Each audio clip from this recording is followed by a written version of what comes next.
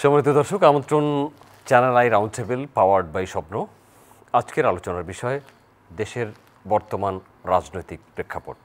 দেশের বর্তমান রাজনৈতিক প্রেক্ষাপট এ বিষয়ে আলোচনা হবে। আলোচনার জন্য আমাদের সাথে স্টুডিওতে উপস্থিত আছে আমার সর্ববামে Gias Ahmed, chairman America Bangladesh chamber of commerce and industry এবং নির্বাহী কমিটির সদস্য বাংলাদেশ জাতীয়তাবাদী দল। আমার বামে আছেন কবি নাসির আহমেদ, উপদেষ্টা সম্পাদক দেশের কণ্ঠ। আপনাকে স্বাগত জানাচ্ছি। আমার ডান দিকে আছেন ইথুন বাবু, সাংস্কৃতিক কর্মী এবং জাসাসের নেতা। আপনাকেও স্বাগত জানাচ্ছি। আমার সর্বডানে আছেন হাসিবুর রেজা কল্লোল, সম্পাদক নয়া শতাব্দী এবং চলচ্চিত্র নির্মাতা। আজ যে সময়ে কথা বলছি একটা দিন পার হয়ে গেল, অনেক ঘটনাবহুল দিন পার হলো। একটা লকডাউন গেল, শেখ হাসিনার মামলার রায়ের দিন ঘোষণা হলো 17 নভেম্বর রায় ঘোষণা করা হবে। সেই রায় ঘোষণা উপলক্ষেই এত আয়োজন ছিল। লকডাউন ছিল, লকডাউন প্রতিরোধে সরকারের ব্যবস্থা ছিল, আইনশৃঙ্খলা রক্ষাকারী বাহিনী সতর্ক ছিল। এরপরে মাননীয় প্রধান উপদেষ্টা ভাষণ দিয়েছেন, গণভোটের এবং নির্বাচন একই দিনে হবে বলেছেন। রাষ্ট্রপতি জুলাই সনদ সংস্কার সংবিধান আইনে স্বাক্ষর করেছেন, জুলাই সনদ বাস্তবায়ন আদেশে স্বাক্ষর করেছেন। অনেক গুরুত্বপূর্ণ একটি দিন। গিয়াস আহমেদ, আপনাকে দিয়ে শুরু করতে চাই। কেমন দেশের বর্তমান রাজনৈতিক প্রেক্ষাপট? ধন্যবাদ আপনাকে, ধন্যবাদ চ্যানেল আই এবং চ্যানেলের অগণিত দর্শক শ্রোতাদের। আসলে আপনারা দেখেছেন যে স্বাধীনতার পর থেকেই আপনার তৎকালীন সরকার, আওয়ামী লীগ সরকার, স্বাধীনতার যে চেতনা, গণতন্ত্র, ভোটের অধিকার, ন্যায় বিচার, সেটা ভুলনীতি করে বাকশাল কায়েম করেছে রক্ষী বাহিনী, নীলবাহিনী। তারপর দেখেন পট পরিবর্তনের সময় পরে আপনার আমাদের শহীদ প্রেসিডেন্ট জিয়া রহমান বহুদলীয় গণতন্ত্র দিয়েছেন, মানে সংস্কার করলেন। 71-এর যে চেতনা সেটা তিনি ফিরিয়ে দিলেন। তারপর আমাদের দেশনেত্রী বেগম খালেদা জিয়া, তিনিও আপনার 9 বছর স্বৈরশাসকের বিরুদ্ধে আন্দোলন করে যে মানুষের যে গণ অধিকারের যে ভোটের অধিকার, ন্যায় বিচার, 71-এর চেতনা, সেটা কিন্তু তিনি আবার ফিরিয়ে দিয়ে দেশনেত্রী বেগম খালেদা জিয়া হিসেবে জনগণ কর্তৃক আপনার ভূষিত হলেন।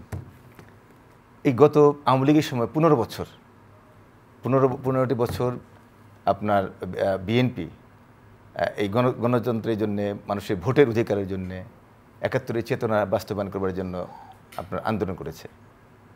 আয়নাঘরে গিয়েছে, ক্রসফায়ারে গিয়েছে, শত শত মামলা নিয়ে পাট খেতে, ধান খেতে ঘুমিয়েছে। তারপর কিন্তু আপোষ করেনি। অথচ শেখ হাসিনা হাজার হাজার কোটি টাকার মিশন নিয়ে দলটাকে ভাঙবার চেষ্টা করেছে।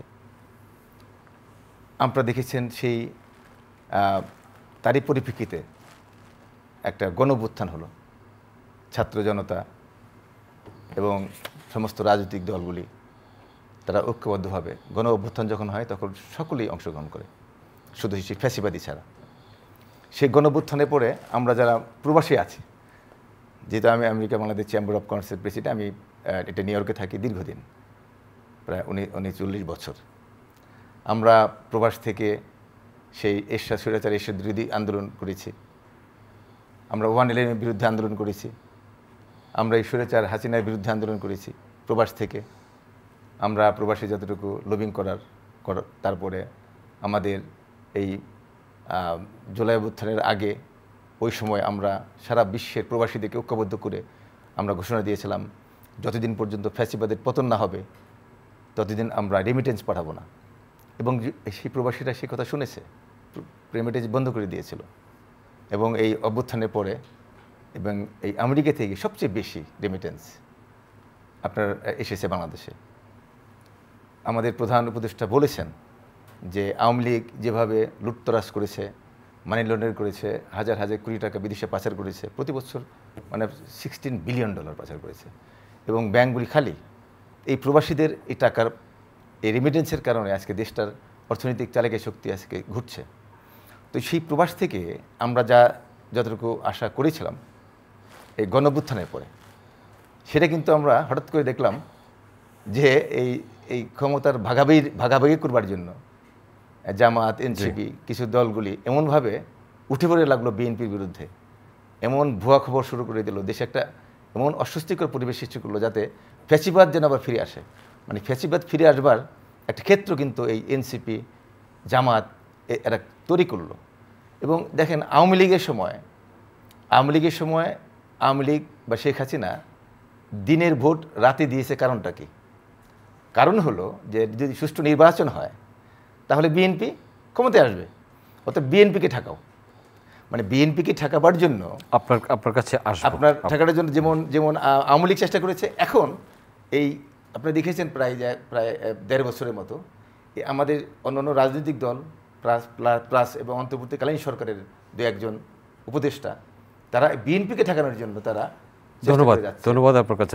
এই কারণে আমরা মনে করি যে বর্তমান যে অবস্থা তাতে কিন্তু জনগণের যে প্রত্যাশা যে একটা ন্যায় বিচার প্রতিষ্ঠিত হবে, গণতান্ত্রিক সরকার, একটা দলীয় সরকার প্রতিষ্ঠিত হবে, কারণ দলীয় সরকার ছাড়া কিন্তু দেখেন দেশ চলছে। আপনাকে ধন্যবাদ। আর আসবো আপনার কাছে কবি নাসির আহমেদ। মাননীয় প্রধান উপদেষ্টা একই দিনে গণভোট এবং জাতীয় সংসদ নির্বাচনের কথা বলেছেন, অন্যান্য প্রসঙ্গের বাইরে গণভোটে 4টি অপশনের কথা বলেছেন। 4টি অপশন বিষয়ে একটু আপনার কাছ থেকে বুঝতে চাই। না, 4টি অপশন উনি বলেছেন, কিন্তু তার আগে একটু প্রেক্ষাপটটা বলতে হবে। জি, সেই প্রেক্ষাপটটা হচ্ছে যে আজকের যে সিচুয়েশন, যে অবস্থানে আমরা এসেছি, যেমন আজকের এই দিনটির কথা বলে যে অতিক্রান্ত দিনটি সারা দেশে মানে যানবাহন ভাঙচুর, অগ্নিসংযোগ, প্লাটুনে বিজিবি নিয়োগ করতে হলো, পুলিশ, এবং একটা লকডাউনকে কেন্দ্র করে মানে একটা যুদ্ধাবস্থা মানে আমাদের ফেস করতে হয়েছে। রাস্তায় আসতে আমরা দেখেছি যে যানবাহন নাই, রিক্সায় আসতে হয়েছে, যারা গাড়ি বার করেছেন ঝুঁকি নিয়ে বের করেছেন। মানে ভাই যে কথাটা বললেন যে মুক্তিযুদ্ধের চেতনার যে বিশ্লেষণটা উনি দিলেন, সেখানে আমি কোনো দলের কর্মী নই, আমি সাংবাদিক। আমার দীর্ঘ সাংবাদিকতার অভিজ্ঞতায় বলি যে বাংলাদেশে মুক্তিযুদ্ধের চেতনাটা রাজনৈতিক দলগুলো যে যার মতো করে ব্যাখ্যা করে। ইতিহাসের সত্য তাতে বদলে যাবে না, ইতিহাস তার আপন গতিতে চলবে। কিন্তু যখন যে দল ক্ষমতায় আসে বা যারা সুবিধার অবস্থানে থাকে তারা তাদের পয়েন্ট অফ ভিউ থেকে, তাদের দৃষ্টিকোণ থেকে বিশ্লেষণ করে। আপনি দেখেন যে 1972 সালে মানে শেখ মুজিব ফিরে আসলেন পাকিস্তান থেকে লন্ডন হয়ে, বাংলাদেশে আসার পরে কি হলো, 6 মাসের মধ্যে দেশের মধ্যে অরাজকতা শুরু হয়ে গেল। মানে জাসদ নামের একটি রাজনৈতিক দল জন্ম নিল। মানে অগ্নি সন্ত্রাস, মানে জুট মিল পুড়িয়ে দিচ্ছে, পাটের গুদামে আগুন লাগছে, ওই গলা কাটা পার্টি গলা কাটছে, পূর্ব বাংলা কমিউনিস্ট পার্টি। আপনি এই যে প্রেক্ষাপট, বাকশাল সৃষ্টি হওয়া কাঙ্ক্ষিত ছিল না, কিন্তু মাত্র 3 বছরের মধ্যে বাংলাদেশটা মানে লন্ডভন্ড হয়ে গিয়েছে। তো সুতরাং ইতিহাসকে যখন আমরা বিশ্লেষণ করব, ইতিহাসের পার্সপেক্টিভ থেকে দেখব। আবার দেখেন জামাতও বলে যে আমরা মুক্তিযুদ্ধের চেতনার পক্ষে, তারা মুক্তিযোদ্ধার সম্মেলন এই দেশে করেছে। অবাক লাগে যে 71 সালে আমাদের বয়স 16-17 বছর, মুক্তিযুদ্ধে কাজ করেছি সক্রিয়ভাবে। তো আমরা জানি যে কি হয়েছিল। তো সেই প্রেক্ষাপটের মধ্যে বাংলাদেশটা গত 54 বছরের রাজনীতি এমন পচন ধরেছে, কলুষিত হয়েছে যে শেখ মুজিবুর রহমান যে রাজনীতি চেয়েছিলেন, তাহলে তো ধরেন ওই সময় যারা স্বাধীনতা বিরোধী ছিল সব বিনাশ করে ফেলতে পারতো, মেরে ফেলতে পারতো। অন্যান্য দেশে যেটা হয়েছে বিপ্লবের পরে, মানে প্রতিপক্ষকে মেরে ফেলেছে, কিন্তু উনি তো সেটা করেননি। উনি চেয়েছিলেন যে বাঙালি মিলেমিশে একটা সম্প্রীতির রাজনীতি, সেই রাজনীতি কিন্তু হয়নি। পরবর্তীকালে সেই রাজনীতি থাকেনি। মানে মানে জাতীয় পার্টি একরকম করেছে, বিএনপি একরকম করেছে, অর্থাৎ সন্ত্রাসকে ডেকে আনেছে, অত্যাচারকে ডেকে এনেছে। আপনি আয়নাঘর বানিয়েছেন, আমি এমন কিছু ঘর বানাবো যেই ঘরের নামও শোনেন না। এই যে প্রতিহিংসার রাজনীতি, এটা কিন্তু বিকশিত হয়েছে। এইটার মধ্যে দিয়ে আজকে আমরা 54 বছর পরে এখানে এসেছি। আপনি দেখেন 2001 সালে যখন বিএনপি ক্ষমতায় এসেছিল, লালবাগে একটা মিছিল বেরিয়েছিল, আনন্দ মিছিল আওয়ামী লীগের, সেখানে কয়জন নিহত হয়েছে, কিন্তু তারপরে কত নিহত করেছে আবার আওয়ামী লীগ পরবর্তী সময়। অর্থাৎ আপনি ক্ষমতা থাকলে আমাকে আঘাত করবেন, আমি ক্ষমতা গেলে আপনাকে আঘাত করব। এই যে আঘাত প্রত্যাঘাতের রাজনীতি, এটা আমাদের রাজনীতিকে নষ্ট করে দিয়েছে। আমি এখন কেমন আছে, এখন যে জায়গাটা আসছে, এই যে আওয়ামী লীগ সরকারের পতনের পর মানুষ আশা করেছিল, মানে সেনাপ্রধান যেভাবে বক্তৃতা করেছিলেন, মানুষ আশা করেছিল যে একটি গণতান্ত্রিক প্রসেসের মধ্যে দেশটা খুব দ্রুততম সময়ে ঢুকবে। এবং উনি বলেছিলেন যে আমি সব দলের নেতাদের নিয়ে ডেকে একটা সরকার গঠন করে দেব, আপনারা আমার আস্থা রাখেন। ওনার হাতে উনি কিছু রাখেননি, উনি আস্থা দিয়েছেন বর্তমান অন্তর্বর্তী সরকারের হাতে। অন্তর্বর্তী সরকার চাইলে 6 মাসের মধ্যে নির্বাচন দিতে পারত, কারণ এই সংস্কারগুলি সেগুলি সংবিধান সংশোধন থেকে সব সংশোধন হতে হবে, এগুলি এদের কারো রাইট নাই। এবং এই যে আজকে যে এই উনি যে সর্বশেষ বক্তৃতা করলেন এবং জানিয়ে দিলেন যে একই দিনে হবে গণভোট এবং সাধারণ নির্বাচন, এইটার জন্য কি মানে ভাই আলোচনা করেছেন এবং বিএনপির বিরুদ্ধে কি বিষোদাগার করেছে। কিন্তু কথা হচ্ছে যে এর মধ্যে দিয়ে আমরা যদি এই যে বিভিন্ন কমিশন গঠন করেছে ঐক্যমতের প্রশ্নে যে ধরনের মানে পক্ষপাত হয়েছে সেগুলি কাঙ্ক্ষিত ছিল না।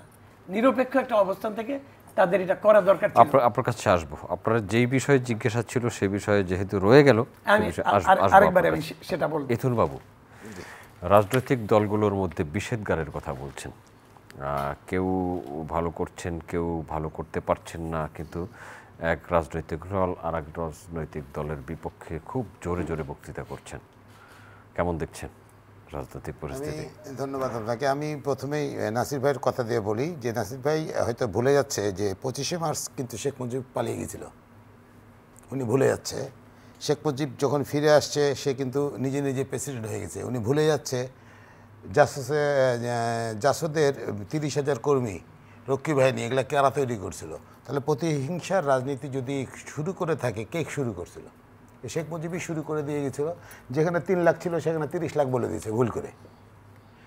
উদ্দেশ্য তো খারাপ ছিল, দেশ তো প্রতিষ্ঠা করার জন্য সে এই 25 তারিখে সবকে ছেড়ে 25শে মার্চে ওনাকে ঘোষণা করার পত্র দিয়েছে, উনি না পড়ে কিন্তু পালিয়েছে। ইতিহাস এগুলো বলে, ইতিহাস এসব থেকে নিতে হবে আপনাকে। আপনার যখন ড্রাইভার খারাপ হবে, গাড়ি খারাপ চলবেই, অ্যাক্সিডেন্ট হবেই। দেশ শুরু হয়েছিল কিভাবে? মিথ্যা দিয়ে শুরু হয়েছিল। আপনার প্রেসিডেন্টশিপ নেওয়ার দরকার কী ছিল? দেশকে ভুন্ডল করছেন কারা? আপনি কিভাবে আসছেন? 72-এ আসার পরে আপনি ভোট দিয়েছেন কিভাবে? আপনি কেন বাকশাল তৈরি করতে গেছিলেন? কেন আপনার সাংবাদিকদের মুখের কথা কেড়ে নিয়েছিলেন?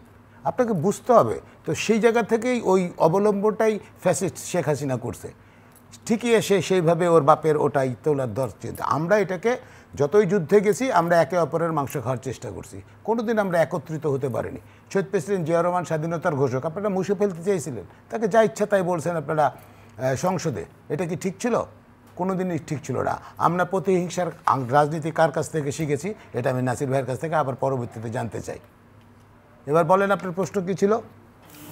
এখন রাজনৈতিক দলগুলোর মধ্যে দেখেন, রাজনৈতিক দলগুলোর মধ্যে প্রেক্ষাপট থাকবেই। আপনার মতো করে কথা বলার স্বাধীনতা আসছে, কথা বলার স্বাধীনতা দিতে হবে। ও আমার কথা বলবে, আমি আপনার কথা বলবো। আমার ভুল হলে আপনি ধরাই দিবেন। আপনার কোনো আন্দোলন থাকবে, এটা রাজনীতির প্রেক্ষাপট, এটা এইভাবেই রাজনীতি হয়। রাজনীতিতে তো আপনার কোনো রকম হবে না, রাজনীতির কথা বলতে দিতে হবে। আপনি যেটা ভালো সেটা পাবেন। যেমন আজকে গণভোট এবং নির্বাচন একসাথে দিয়েছে, এটা আমাদের সবার চাহিদা ছিল। এবার এটাকে কিভাবে আপনারা নিবেন, কিভাবে দিবেন, এটা নিয়ে প্রেক্ষাপট আলোচনা হতে পারে। একসাথে দুটা জিনিস মানে আমাদের জনগণের কাছে কেমনভাবে হবে, এটা কি জনগণ আসলে যারা ভোটার তারা কি প্রস্তুত আছে কি না? এই যে হানাহানিটা শুরু করছেন আপনারা তো স্বাধীনতা বিরোধীকে থেকে নিয়েই তো আমরা এখন পর্যন্ত পড়ে আছি। আমাদের ওদের কী করতে পারছে আপনি হিসাবে আসেন? এটাও আমার নাসির ভাইয়ের কাছ থেকে প্রশ্ন থাকলো। আপনারা তো সাংবাদিকতা করে আসছেন, কল্লোল পাশে আছে ছোটো ভাই, ওরা বলবে। কিন্তু ঘটনা হলো যে রাস্তাটা কিন্তু দেখাইছেন খারাপ। আপনারা স্বাধীনতার ঘোষককে আপনারা কোথায় নিয়ে চলে গেছেন? গণতন্ত্রের মাকে নির্দোষে জেলে ঢুকাই দিয়েছেন। 2 কোটি টাকার জন্য তাকে জেল দিয়ে দিয়েছেন। এগুলা শিখছে কার কাছ থেকে? শিখছে কার কাছে? জেনারেশন জানবে কার কাছ থেকে? হানাহানিটা শুরু কারা করছে? বিএনপি তো হানাহানিতে থাকে না। বিএনপি তো দেখেন, গতকালকেও আমরা একটা আমাদের সংহতির উপরে 7ই নভেম্বরের উপরে একটা প্রোগ্রাম করছি। আমাদের ভারপ্রাপ্ত চেয়ারম্যান কত সুন্দর কথা বলছে। সবাই মিলে তো ভোট তো সবাই মিলেই করতে হবে। দেশটা তো আমাদের সবার কিন্তু দেশটা আমাদের সবার, যেভাবে হোক দেশটাই আমাদের সবার। দেশের যে কোনো ক্রান্তির লগ্নে সবাইকে এগিয়ে আসতে হবে, এটাই তো চাই আমরা। এটাই আমাদের ভারপ্রাপ্ত চেয়ারম্যান সবসময় বলছে যে এই যে একটা অন্তরীণ সরকারের পিছিয়ে কারা লাগতেছে, এদেরকে ডিস্টার্ব করতেছে কারা? উনি যে বললো যে হয়নি, হতে দিয়েছেন কি? ওনাদের পাশে গিয়ে কিন্তু আমরাই দাঁড়িয়ে আছি। ওনাদের কাজকর্মতে তো দিতে হবে। দেশটাতে তো ভুন্ডুল করে দিয়ে গেছে 15 বছর 16 বছর তারা কি করে দিয়ে গেছে। আজও মনে করেন মেডিকেলে পড়ে আছে, ন্যাংরা খাড়া, আমার অন্ধ নাই, চোখ নাই, অমুক নাই, ওদের কি হবে? এই চিন্তাগুলো তো সবাইকে নিয়ে একত্রিত করতে হবে। না আমার এটা দিতে হবে, না আমার ওটা করতে হবে। আজকে দেখেন এনসিপিদের ছেলেপেলেগুলোকে নিয়ে আসছেন, ঠিকভাবে কি তারা তাদের কার্যক্রম করতে পারেনি? কারণ তাদের মধ্যে সেই মেধাশক্তিটা গ্রো হয়নি। এই মেধাশক্তি গ্রো করার জন্য সবার সাথে আলোচনা হচ্ছে ঐক্য হচ্ছে সবচেয়ে প্রধান কাজ। ঐক্য নিয়ে কাজ করলে দেশ ঠিক থাকবে। দেশটা তো আমাদের সবার। জি, ধন্যবাদ আপনাকে। আসবো আপনার কাছে হাসিবুর রেজা কল্লোল। দেশটা সবার, কিন্তু নির্বাচনে তো যে দাঁড়াবে তাকেই জিততে হবে, সবাই জিততে চায়। এটা তো হতেই পারে, আপনার আকাঙ্ক্ষা থাকবে না? প্রার্থী থাকে, একজন জিততে চায়, বা এটা তো আকাঙ্ক্ষা থাকবে, আমি গান করি, আমার গান হিট হতেই হবে, আর যদি পাবলিক না খায় দেশটা সবার। জি, এখন দেশটা আসলে জনগণের। আমার বড় ভাই মিথুন বাবু ভাই আছেন, উনি বলছিলেন যে ওনাদের গান আছে, দেশটা কারো বাপের নাকি, দেশটা তোমার বাপের নাকি, তোমার বাপের নাকি। আসলে সরকার বদলেছে বিভিন্ন সময় আমরা দেখেছি, কিন্তু আমাদের যে নিরাপত্তাহীনতার যে জায়গাটা, মাদক, উচ্চ মূল্য দ্রব্যমূল্যের যে ঊর্ধ্বগতি এবং বিচারহীনতা, এগুলো কি আসলে বদলেছে আমরা কখনো দেখেছি? এবং সবচেয়ে বড় জায়গাটা হচ্ছে জবাবদিহি না থাকা, যে কারণে আইনের শাসন না থাকা। আমরা যারা সাধারণ মানুষ বা এই জেনারেশন এসে দেখছি, আমার কয়েকটা জেনারেশন দেখা হলো, যেমন বিএনপির আমল, এরপরে 1-11, আওয়ামী লীগ, জাতীয় পার্টি, তার আগে আজকে পর্যন্ত ইউনিট সরকার। জনগণ তো যে জিম্মি দশা তার মধ্যেই ছিল, তার মধ্যে আছে। সরকার বদলেছে। যখন আগুন সন্ত্রাস আওয়ামী লীগ আমলে ছিল, তার থেকে আজকে তো আমি আলাদা দেখছি না। গতকাল ওই আতঙ্ক নিয়ে আমার সন্তানকে আমি স্কুলে পাঠাতে পারিনি, আজকেও পারিনি, স্কুল বন্ধ হয়ে যাচ্ছে। তার মানে একই রিপিটেশন। সরকারে কে আছে, ওটার চেয়ে বড় ব্যাপার হচ্ছে যে আমরা নিরাপত্তাহীনতায় ভুগছি। তো এইটা থেকে তো আসলে মুক্তিটা দরকার। আজকে স্বাধীনতার 55 বছর হয়ে গেল, কিন্তু আমরা তো ওই মুক্তিটা পেলাম না, না অর্থনৈতিক, না রাজনৈতিক, না কোনো জবাবদিহিতা, না কিছু। তাহলে আমরা এই যে একটা প্রাতিষ্ঠানিক জায়গায় যে পৌঁছাবো, তার জন্য আসলে কীভাবে স্ট্রাগলটা করতে হবে আমাদেরকে, বা আমরা আমাদের পরবর্তী জেনারেশনের জন্য কী রেখে যাচ্ছি। সবাই তো ক্ষমতায় যেতে চায়, ক্ষমতায় যাওয়ার জন্য এই যে সন্ত্রাস, বিভিন্ন রকম যা কিছু দেখছি আমরা। এবং আজকে সংস্কৃতি চর্চা, যখন রাজনীতি যখন এরকম জঘন্য রূপে আসে, সাংস্কৃতিক কার্যক্রম বন্ধ হয়ে যায়। আমরা সেটাই দেখছি। ভালো মুভি হচ্ছে না, ভালো নাটক হচ্ছে না, ভালো গান হচ্ছে না। আমরা ওই জায়গাটা স্পষ্ট করতে চাই। আমরা ওইটার নিরাপত্তা চাই, যেমন একই সঙ্গে আমরা সাংস্কৃতিক কার্যক্রম যাতে স্মুথলি করতে পারি, আমরা যাতে আমাদের যে মত প্রকাশের স্বাধীনতা, এটাকে প্রকাশ করতে পারি, সেটা চাই আমরা। এই সরকার আসার পর কি সাংস্কৃতিক কর্মকাণ্ডের অগ্রগতি হয়নি? আমার কাছে মনে হয় না যে এই সরকার আসার পর সাংস্কৃতিক কর্মকাণ্ড, বরং আরও থেমে গেছে। আগে চলচ্চিত্র যে পর্যায়ে হতো, এবং আমাদের চলচ্চিত্রের আতুর ঘর, আমাদের এফডিসি, যেটা এফডিসিতে কই আমি তো দেখি না যে ওখানে মিটিং হয়, কাজের কিছু দেখি না। আজকে গণমাধ্যমে যে মত প্রকাশের স্বাধীনতা, এটা তো অনেক বেশি কমেছে মনে হয় আমার কাছে। প্রতিনিয়ত আমাদেরকে একটা আতঙ্কের মধ্যে থাকতে হয়। কেন?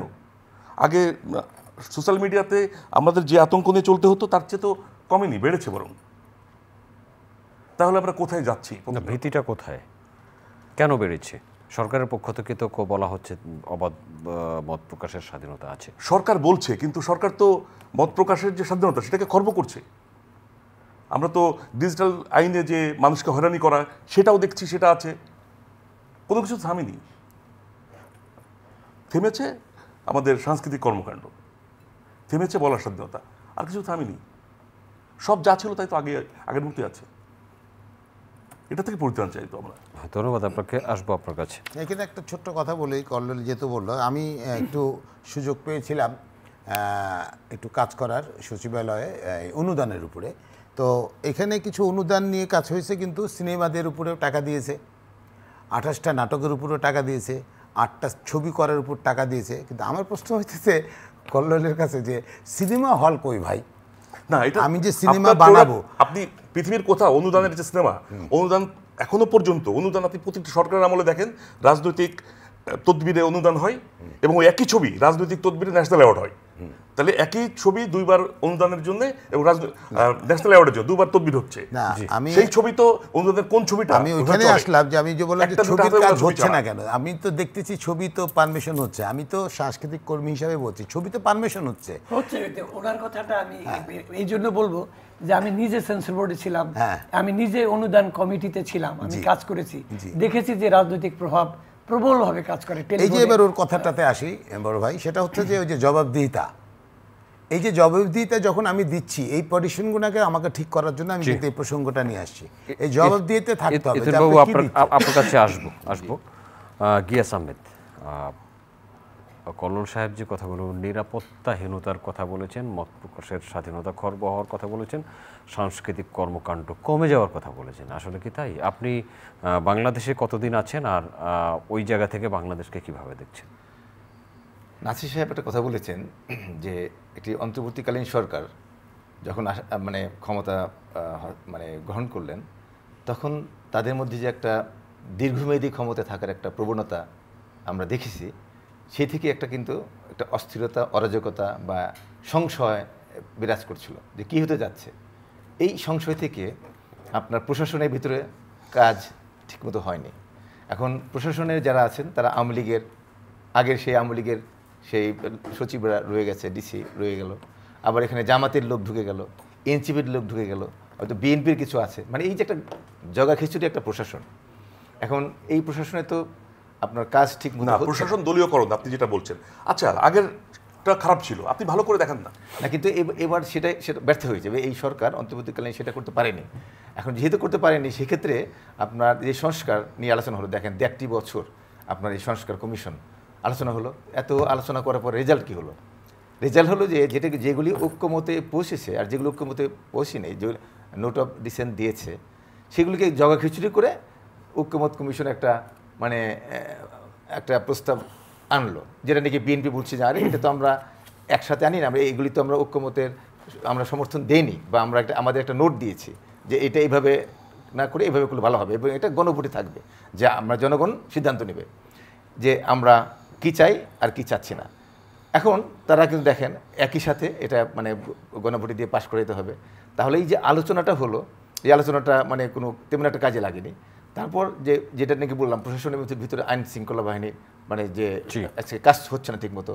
আপনারা দেখেন যে তদবির বাণিজ্য আপনার আওয়ামী লীগের আমলে আর এখন যে আওয়ামী লীগের আমলে তো ওটা উদাহরণ চলে না, তারা তো মানে দেশটাকে যেভাবে ভারতের কাছে বিক্রি করেছে বা ভারতের কথা মতো শেখ হাসিনা একটা কর্মচারী, এখনকার সময় এক একজন উপদেষ্টা তাদের পিএসদের যে পরিমাণ টাকা, তাদের বাবারা গাড়িতে করে টাকা দিয়ে ওটা আসতেছি। কিন্তু আওয়ামী লীগের সাথে এই সরকারের তুলনা যাবে না। আওয়ামী লীগ তো ভয়ঙ্কর একটা মানে শেখ হাসিনা ছিল ভারতের একজন কর্মচারী, এবং সেটা আলাদা কথা। কিন্তু বর্তমানে আমরা যেই বাংলাদেশ চেয়েছিলাম, মানে আমরা চাচ্ছি যে বাংলাদেশে আমরা গণ অভ্যুত্থানের পরে আমরা আশা করলাম, তাদের কাছ থেকে আমরা সেই আশাটা পাইনি। অর্থাৎ এখানে একই কথা কিন্তু এই সরকারকে নিয়েও আছে, রাইট? এটা আমেরিকার কর্মচারী। আপনার কাছে আসতেছে।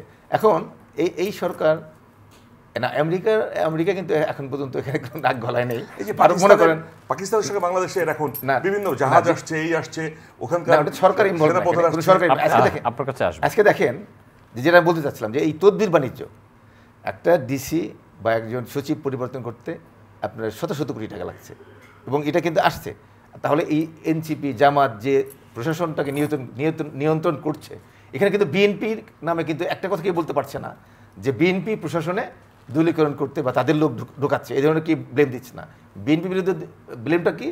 ওই 20,000 টাকার চাঁদাবাজি, 30,000 টাকা চাঁদাবাজি, কোনটা গ্রামে যে একটা বাজারে যে একটা ইজারা, সেটা একটা ইজারা নিয়েছে, এই টুকটাক জিনিস। কিন্তু বড় বড় রাঘব বলরা যে আজকে শত শত কোটি টাকার এই বাণিজ্য চলছে, এটা কিন্তু এই জামাত আর এনসিপি এখানে যেহেতু প্রশাসনের সাথে।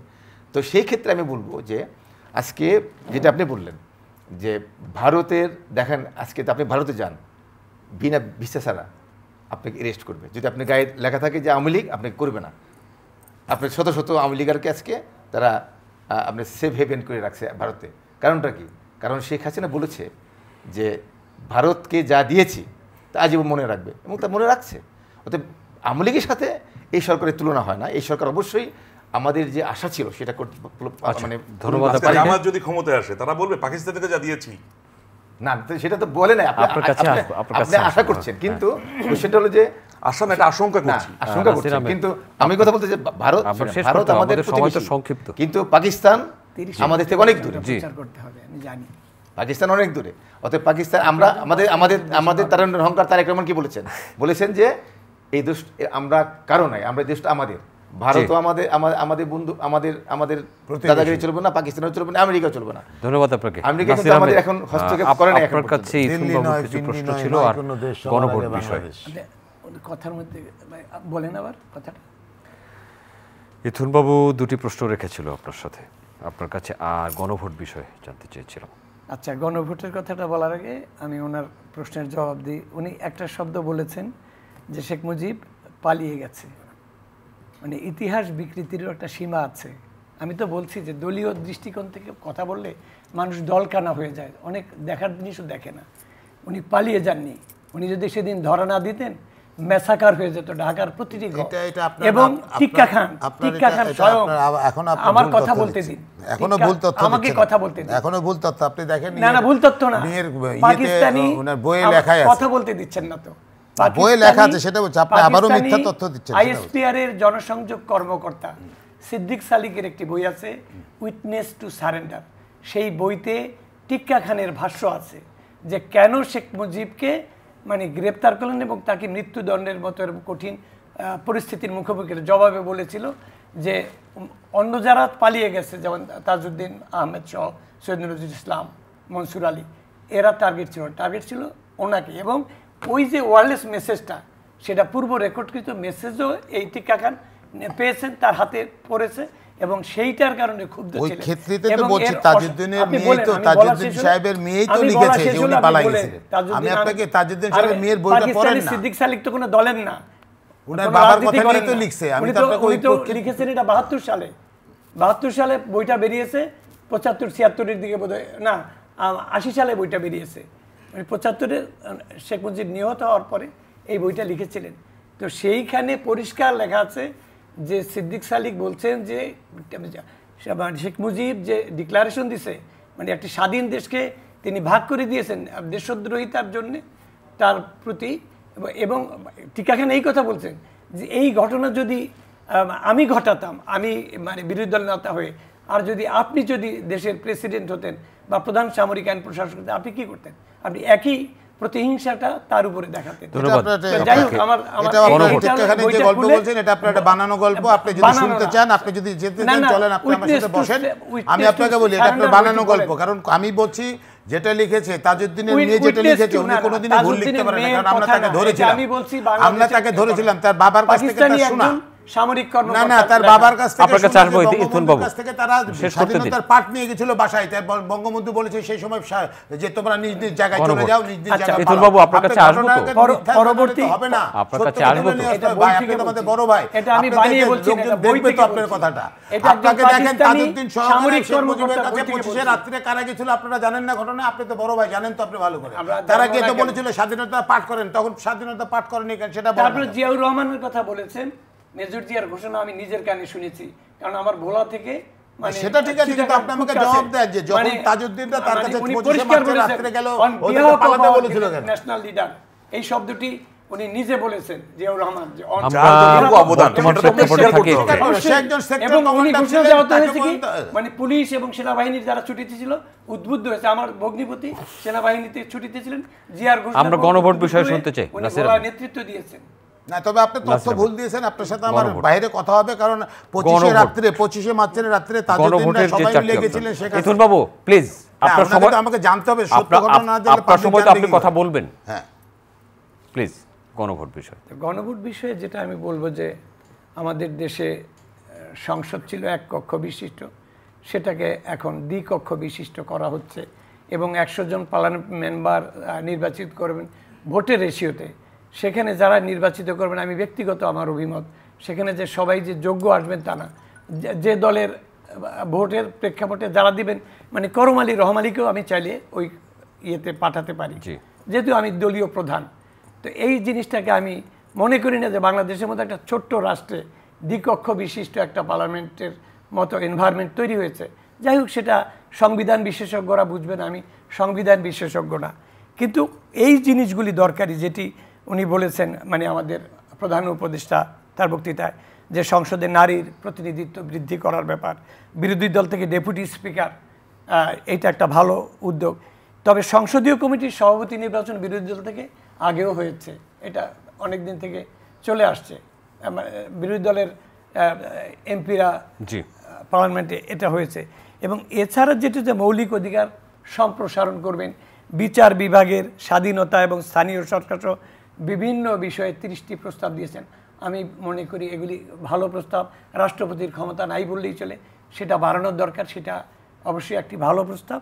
আর সবচেয়ে বড় কথা হলো জুলাই সনদে অন্যান্য যেসব সংস্কারের কথা বলেছে, যেগুলি রাজনৈতিক দলগুলি প্রতিশ্রুতি দিয়েছে, সেই অনুসারে এটা সংশোধন করবেন। কিন্তু সব কথার শেষ কথা হচ্ছে যে নির্বাচনের পরে যারা নির্বাচিত হবেন তারা কিভাবে বিবেচনা করবেন এই অঙ্গীকার, কারণ আমরা অতীতে দেখেছি 3 জোটের রূপরেখা। আপনাকে ধন্যবাদ, আপনাকে ধন্যবাদ। আমাদের সময় হাতে কম, আমাকে একটু যদি সময় দেন। আমাদের সময় অনেক, 1 মিনিট বলে দিন। হ্যাঁ, সেটা হলো যে নাসির সাহেব যেটা বললেন যে আপনার শেখ মুজিবুর রহমান তিনি তো যদি পাকিস্তানের প্রধানমন্ত্রী হতে চেয়েছিলেন, কারণ তিনি নির্বাচিত মানে আপনার প্রধানমন্ত্রী, অতএব তিনি কিন্তু পাকিস্তানের প্রধানমন্ত্রী হতে চেয়েছিলেন, নট বাংলাদেশের আপনার প্রধানমন্ত্রী। সেই কারণে কিন্তু এক সেকেন্ড আমি শেষ করি। সেই কারণে কিন্তু জিয়া রহমান সাহেব কিন্তু মানপত্র পাঠ করেন নাই বা কোনো ঘোষণা পাঠ করেন নাই, তিনি নিজে হাতে ড্রাফট লিখেছেন। তিনি বলছে আই মেজর জিয়া, মানে যদি কোনো বাণী পাঠ করা হয় বা শেখ মুজিব যদি তার বললেন যে বাণী পাঠিয়েছেন, তাহলে তো বাণী সেটা তো খবরের মতো পাঠ করা হবে। কিন্তু সেই কারণে আপনার জিয়া রহমান সাহেব তার নিজ উদ্যোগে, এটা বেতারের কর্মীরা লিখে দিয়েছে, যাই হোক এটা তাহলে তো নিজে হাতে লিখেছেন বেলাল মোহাম্মদ সহ সেটাই কয়েকজন, সেখানে লিখছে যে হান্নান সাহেব আগে পাঠ করেছেন 26 তারিখ, সেটা বলেছেন 27 তারিখে সেটা বলেছেন আই মেজর জিয়া, ওনারটা এফেক্টেড হয়েছে। না সেটা বলছেন আই মেজর জিয়া, অতএব কোনো বাণী পাঠ করে নাই। আরেকটা হলো যে তিনি তো ধরা দিয়েছেন, তিনি তো ধরা না দিলে তো ভারতে গিয়ে পালিয়ে গিয়ে। ধন্যবাদ আপনাকে, ধন্যবাদ ইথন বাবু। গণভোট এবং সাধারণ নির্বাচন একই দিনে হচ্ছে, আপনি কি নির্বাচনে দাঁড়াবেন নাকি? না, এটা আমার দ্বারা সম্ভব না, কারণ নির্বাচন যারা করে তারা মানে জনগণের প্রতিনিধি হওয়া দিস টু মাচ টাফ, কারণ ওখানে প্রতিশ্রুতি আছে, বহুত কিছু আছে। নির্বাচন যারা মাঠে নির্বাচন করে, নির্বাচন মানে মানুষের সাথে গিয়ে থাকা, পাশে গিয়ে থাকা, যেটা আমাদের পক্ষে সম্ভব না। যেখানে রাজনীতি করবে বিএনপির বড় বড় নেতারা, যারা বড় বড় কাজ করে, যারা জায়গা নিয়ে কাজ করে, বিভিন্ন এলাকা নিয়ে কাজ করে, জনপ্রতিনিধি তারা হবে, তাদেরই ভালো। কারণ আমাদের মতো যেমন এবার খুব ভাল লাগছে, যেমন কোনো ক্রিকেটার নাই, কোনো গায়ক নাই, গায়িকা নাই, অমুক নাই, তমুক নাই, এই যে নির্বাচনে যেটা আমাদের দিয়েছে আমাদের ভারপ্রাপ্ত চেয়ারম্যান, এখানে আমার ভাল লাগছে। যে মনে করেন একজন গানের কাজ, আপনি আমাকে গানের কাজ করতে দেবেন, গানের কাজ করব, উনি সিনেমার কাজ করবো, কোনো মন্ত্রিত্ব দিলে কি বা এমপি দিলে গেলে পারবে। জনপ্রতিনিধি অন্য জিনিস। ধন্যবাদ আপনাকে। আমি যেটা বলতে চাচ্ছি সেটা যে এই যে গণভোটের যেটা বিয়েতে হচ্ছে, এটা একসঙ্গে দুটা সিদ্ধান্ত কি জনগণ নিতে পারবে, এটা আমার একটা প্রশ্ন আছে। এখান থেকে যেন প্রশাসনিক দিক থেকে কার্যকর হবে কি না, একসাথে আয়োজন কম ব্যয় হবে, এই যে কম খরচটা, হ্যাঁ কম ব্যয় হবে, এটা একটা দিক একটা যেমন আছে, একসাথে দিয়ে দিয়েছে। কারণ আমাদের তো দেশে 2 দিন পরে তো গত 11 তারিখে তো বলেছিল ওনার বাড়িতে যে যমুনার সামনে বসে যাবে, তা আমাদের কোনো কিছু ফাঁকফোকর হলেই বসে যাবে, অমুক সময় হ্যান। এখন যে একটা দুইটা একসাথে দিচ্ছে, এটা নিয়ে আগামীকাল কি হবে এটা দেখার বিষয় আছে, ওদেরও মতবাদের বিষয় আছে। কারণ এখানে তো সবাই কথা বলবে, যেমন আমরাও কথা বলতেছি, সবাই মিলে কথা বলবে।